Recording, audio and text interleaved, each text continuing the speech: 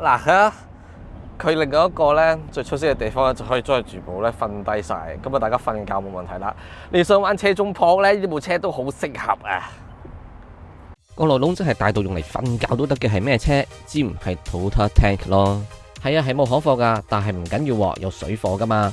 呢一部係 Turbo 版，仲要係有 Modelista 包圍噶，個感覺當堂靚仔晒。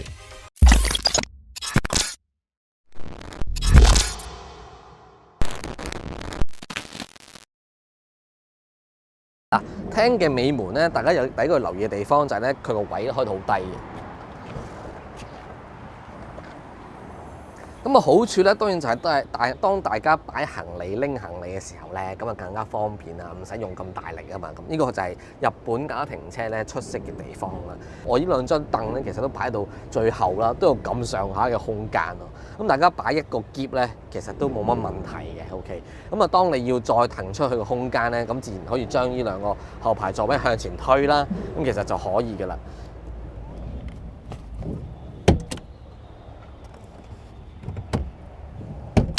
嗱，咁樣推咧，其實個空間係更大啦。OK， 咁如果都係唔夠嘅，瞓低佢嘅都好簡單啫。呢兩個咧手把位就得㗎啦。嗱，咁就搞掂㗎啦。咁所以成個空間咧，其實都幾靈活運用到嘅。咁叫靈活運用，梗係唔止啦。佢另外一個咧最出色嘅地方咧，就可以將佢全部咧瞓低晒，咁啊大家瞓覺冇問題啦。你想玩車中泊咧，呢部車都好適合啊。好啦，咁啊頭先咪提到咧，呢個尾箱咧係有靈活運用嘅，咁但係個所謂嘅靈活運用咧，並唔係講緊單係空間咁簡單嘅。咁佢張凳咧就巧妙嘅，我試俾大家睇。佢將呢兩張凳瞓低先，瞓低之後咧，其實咧呢張凳嘅左手邊咧，其實係有個手抽嘅。咁一拉個手抽，再拉呢個上面嗰塊，呢個可以，咁佢完全就可以放平咗喺度噶啦。呢度做埋先。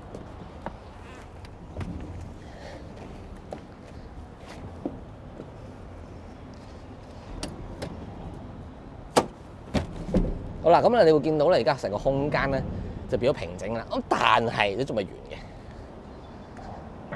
因為咧呢塊層板咧一打開去咧就變咗咁噶啦。咁見到咧，其實大家見到咧，其實咧呢一啲嘅物料咧係防水物料嚟嘅。呢塊冚咧有個魔術貼嘅，反上嚟。好啦，咁啊成個空間咧就係可以防水、防泥啊嗰啲咁樣樣，咁啊俾大家咧戶外咧嘅活動咧去用嘅。咁啊單車啦，或者其他譬如話大家想去露營嘅物件啦，擺翻上嚟咧就一落也啦。咁我而家試呢部推保版本咧，我覺得係好有力水喎，所以真係要買推保版本，你即係都不能夠講少。推保版本咧，其實佢成件事咧就輕盈咗，因為佢個成個嘅動力咧嗰個爆發力有翻喺度，佢起步加速爬頭係唔錯嘅，其實成個感覺咁啊，所以我而家揸咧，其實成部車係輕盈嘅，所以即係佢1300幾公斤兩度電拖門啦。咁而且咧佢操控起上嚟咧，其實都係舒服嘅。咁啊，即係你唔使苛求得咁多嘅。咁啊，總之即係揸起上嚟咧，舒舒適適啊，唐太唔好太輕啊，太咁 OK 啊，就夠啦。咁佢路況嘅表現感覺咧，其實冇乜嘅，因為佢個避震咧都濾晒所有嘢㗎啦。咁啊，所以成日真係好舒適嘅，摁下咁樣咧。咁其實一家大細嘅即係都係好適合啦。咁樣講真就咁啊，作為一個家庭車，佢好稱職嘅。嗱，佢因為本身車身都係高啦。咁所以咧就都係高過死症㗎啦，咁啊呢個都冇得講啦，就係佢嗰兩隻傾側度咧都大嘅。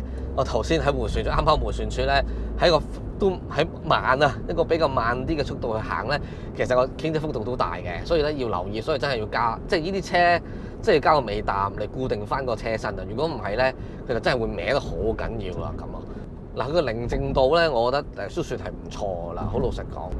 咁佢個避震咧，其實佢個濾震做得幾好嘅。咁啊，佢喺道路上嘅碎石啊、路面嘅情況咧，濾走晒嘅。所以咧，你 feel 到咧，其實佢嘅路況感其實好少嘅啫。所以如果你話即係呢啲車咧追求舒適啦，你都唔會追求啲什麼咩哇好有路噪感啊，話我要同呢部車好有什麼溝通啊，其實冇嘅。Turbo 版嘅油耗係1公升行到21.8公里，油費大約係8毫子左右啦。我同呢一部車嘅相處，大約相處咗3個鐘。佢嘅油標一直都係處於 E， 即係 empty， 但係無論我點揸點玩，盞油燈一直都冇着過。另一點就係佢嘅空間啦，好用到呢？大家見到啦，佢都係用雙電托盤設計嘅。咁呢一種嘅設計咧，都係好多日本家庭車出色嘅地方，亦都好多車主咧中意 buy 嘅地方啦。咁啊，你見到咧佢個 B 柱咧，其實亦都有個扶手位嘅。咁啊，所以咧老人家真係孕婦又好，家庭又好啦，即係屋企人咧，真係可以好方便咁樣上落啦。咁而且地台位唔高啦，完全好符合咧一般家庭嘅需要啦。大家見到佢嘅內籠空間、尾座空間係非常之闊，我伸直隻腳都得嘅。中控設計中規中矩啦，可能係大發設計嘅關係，好有 Vic 嘅感覺。儲物空間依然十足，只係設計上冇咩特別賣點，都係嗰啲嘢啦。Toyota Tank 主打家庭用家，佢嘅出現其實亦都要多得看打，因為 Toyota 見到 M-Boss 賣得鬼咁好，所以有一日就同大發講：喂，同我做一部出嚟，同佢死過。大發當然冇得 say no 啦，佢就發揮自己 K 家所長，設計同埋代工 Tank 同埋 Roomy。嚟到呢一度，你或者會覺得好奇怪。咁有 Tank 點解又要有 Roomy 呢？既生瑜又生亮係啲咩玩法啦？而且你唔係話打 M-Boss 而生嘅咩？咁有乜解救唔係用660cc 計，而係用1公升計啊？只可以話少年你太年輕啦。